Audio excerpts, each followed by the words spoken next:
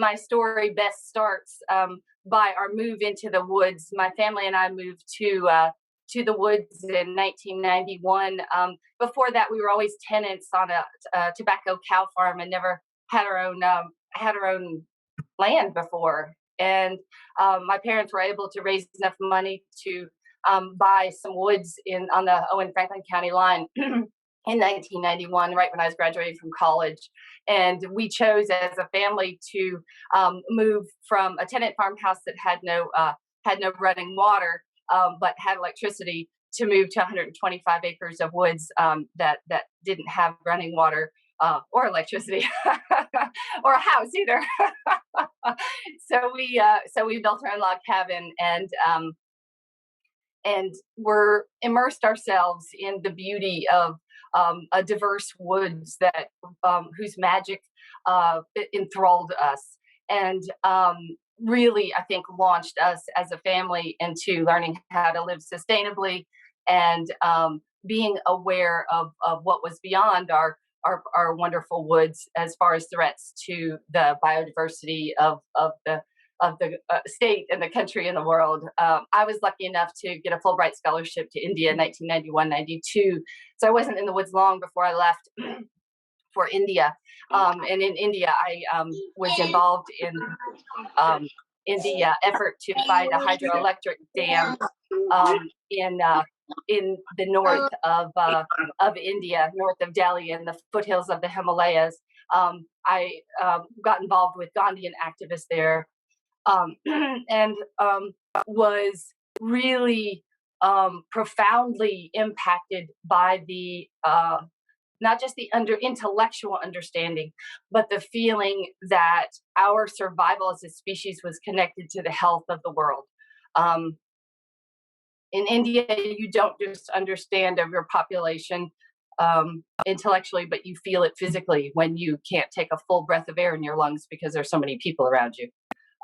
And while I was in India, interestingly enough, my brother and sister, Mark and Trina Schimmoeller, got involved with the emerging Heartwood organization that was a collaborative network of forest activists around our region, fighting extractive logging, ATV use, and oil and gas drilling on public lands.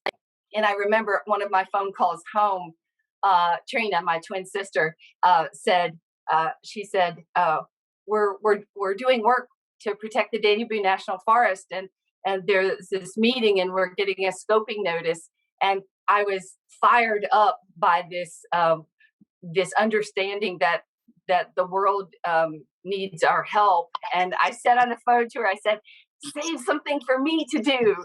And and so when I came back to Kentucky, little did I know that the next 10 years of my life, I would be doing work in Kentucky. And we started Kentucky Heartwood, a forest protection organization, to focus on logging on the Danube National Forest.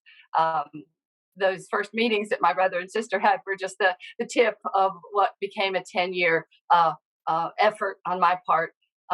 And let me just back up a little bit to focus on that story of the Danube National Forest, because that's one of my stories. In the late 80s and early 90s, the Danube and many forests across the country was the intense subject of commercial logging from the U.S. Forest Service. A lot of people don't understand that the Forest Service is in the business of cutting merchantable timber from public lands, that national forests are different from national parks, and that they one of their purpose is to supply the nation with timber. And the little Danube National Forest was being hammered hard. About 44 to 45 million board feet were coming off of the forest a year, creating, terrible results on the forest, clear cutting slash and eroding roads and invasive species, and the loss of, incredible biodiversity. And because we had moved to the forest and were becoming aware of forest issues, this this connected us to other activists who were working on this issue across the region. They met in Paoli, Indiana, in southern Indiana, around at the Lazy Black Bear, this wonderful lodge that Andy Mahler and Linda Lee lived in, that became a hub for people concerned about national forest logging. And I think one of the instructive lessons about this story is that we we were inspired by the other people that were learning at the same time, and maybe a little ahead of our learning curve. Going to those meetings with people from Southern Illinois and Ohio and Indiana and Arkansas were incredibly inspiring to me as a young person. When I got back from India, I jumped right into this network of people, and to go from an academic education from college to seeing people both in India and in our region putting their intelligence to work on the ground was very inspiring, because I observed people around me that were normal people like me, learning the laws, learning what was not being implemented correctly about the laws, and then learning how to negotiate that system to challenge the agency to uphold their mandate, was really um, part of what made Kentucky Heartwood what it was, because Kentucky Heartwood emerged in 1992 out of being inspired by other activists doing work on their forest in the region, and we didn't intend to start anything big. We were just fighting tooth and nail to stop the next timber sale that was coming down the pike. And as I said, we were living without running water or electricity. And I would ride my bike down to Jane and John Harrod's house. They lived down the ridge from us. Some of you might know Jane Harrod was chairperson of KFTC for a while. They're both wonderful musicians. So I would ride my bike down to their house to make phone calls. And we would have meetings when wherever we would have meetings, people would be in the middle of the meeting, and there would be a phone call, and it would be for me, because people knew I was somewhere near a phone. So it was, I guess what I want to say about that is that you don't necessarily have to have the biggest and the best technology to be able to run an effective campaign. If you care and if you try, if you have that passion and drive, you can make anything happen. You don't need to be fully staffed or equipped. It does help, but in this case, it took us about 5 years to make a big difference.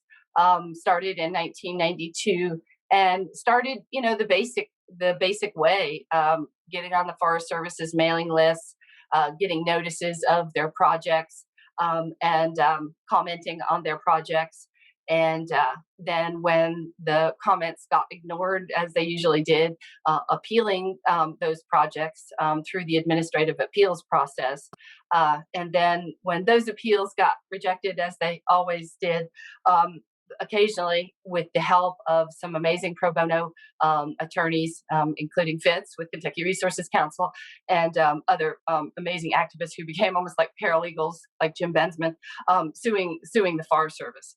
And what we encountered was that the Forest Service was totally unused to any kind of public oversight. There had been very little watchdogging going on, and we caught them with their pants down in many instances, and started winning lawsuits. We stopped the Leatherwood Fork timber sale, and then that resulted in other timber sales being shut down across the forest. And by 1998, the forest logging program had been shut down as a result of our lawsuits. And our lawsuits were basic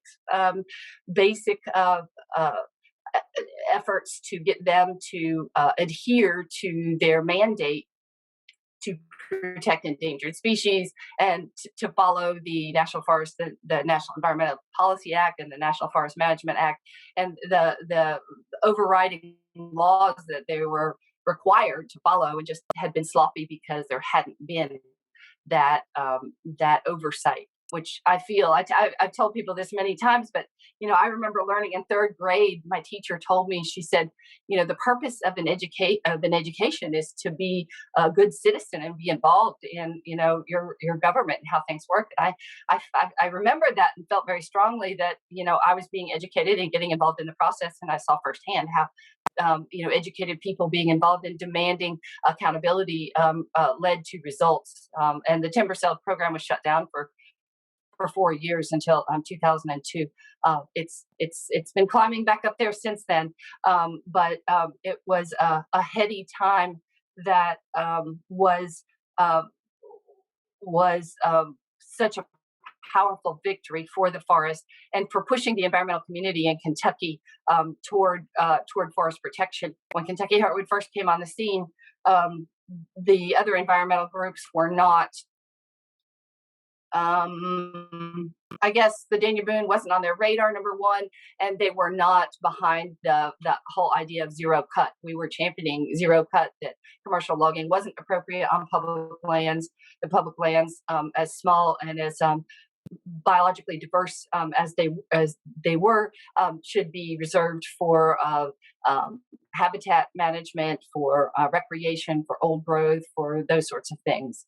And we ruffled some feathers, I think, coming on, being young and strong, but made a big difference. And we still have a long way to go, though, because the Forest Service over the last couple decades has kind of reshifted its stance, and now is making it difficult for us to get basic information. When we first started, we could get on their mailing list and get sent information about projects, and now we're having to, with the rewrite of some of the federal regulations, we're having to FOIA for information. That's a Freedom of Information Act request, to get basic information. So they're learning how to block the public out of public lands management, even though it's our tax dollars going to manage these forests. So I think that went a little longer than I intended. I am still very active in Kentucky Heartwood. I'm a council member. I have the first 10 years I was a coordinator, whatever you want to call it. I wasn't paid, so I worked in a corner of our cabin, and with all the Forest Service papers spread around me, and supported by my family and what little work I could do on the side. But Kentucky Heartwood has slowly grown since then. We do have one staff member, but we're a tiny, bare bones, passionate front lines forest protection organization.